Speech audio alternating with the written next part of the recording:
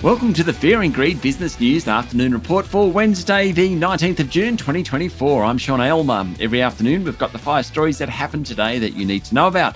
Story number 1, the S&P ASX 200 closed down slightly today, 0.1% to 7,770 points. It wasn't a huge amount of movement, though energy stocks did best while industrials were the laggards. Among the large caps, Macquarie and the energy giants Woodside and Santos all rose more than 1%. The banks were mixed, while Goodman Group, REA and Aristocrat Leisure all underperformed. Uranium stocks, including Paladin Energy, Deep Yellow, Bannerman and Boss Energy, all rose, following opposition leader Peter Dutton's announcement that the coalition plans to build 7 reactors if elected at the next federal election. Story number 2, in corporate news, Downer EDI has been awarded a new contract by NBN valued at more than $100 million. Fletcher Building will divest 50% of its Fiji business to 2 local partners for 40 million New Zealand dollars. Pharmaceutical developer Botanix has paused trading of its shares pending the outcome of the US Food and Drug Administration's review of the company's Sofdra product, SOFDRA product.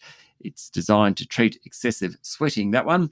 Shares in Helia Group tumbled 21% after Commonwealth Bank flagged potential changes to the company's existing lender's mortgage insurance contract.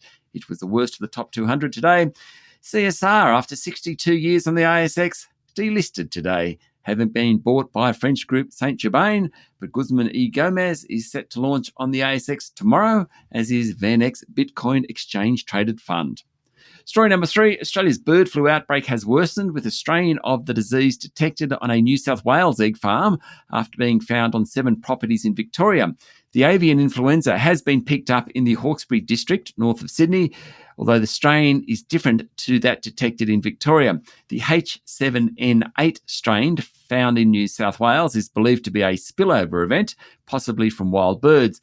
New South Wales officials engaged the state's emergency biosecurity incident plan, sending the farm into quarantine and triggering movement controls in the area. It notes that the highly pathogenic disease spreads quickly and has a high mortality rate among poultry birds, requiring the farm lockdown, according to AAP. Now, the H7N3 strain is the one found at a 7th Victorian farm. That farm is already in quarantine. It's on the Golden Plains Shire in the state's central west. It's expected that more than 1 million chickens and ducks will be killed to stem the outbreak. Story number 4, insurer QBE will close its North American middle market business, saying the segment has experienced performance challenges over several years. The region has been a problem child for QBE for some time, and the group will no longer be renewing mid-market policies in the region, but will refocus on geographies where it's got more meaningful market position, relevance and scale. QBE will book a $100 million restructuring charge. Its share price today fell 4%. Now, mostly that was on the back of its trading update. QBE operates in Australia, Europe, North America and Asia. It said premiums were still growing and catastrophe payouts for the full year to the end of August are likely to come in below expectations. Its investment returns have also improved, but investors wanted more, hence the sell-off. And story number 5, a French-backed renewables developer will proceed with the second stage of a mega $4 billion wind farm in Victoria, the biggest in the country, even though there is an absence of signed-up customers. TAG Energy has signed a financing deal with the government's Green Bank and a range of domestic and overseas commercial lenders for the more than $1.8 billion second stage of the 1.33 gigawatt Golden Plains project near Geelong, according to a story in the AFR.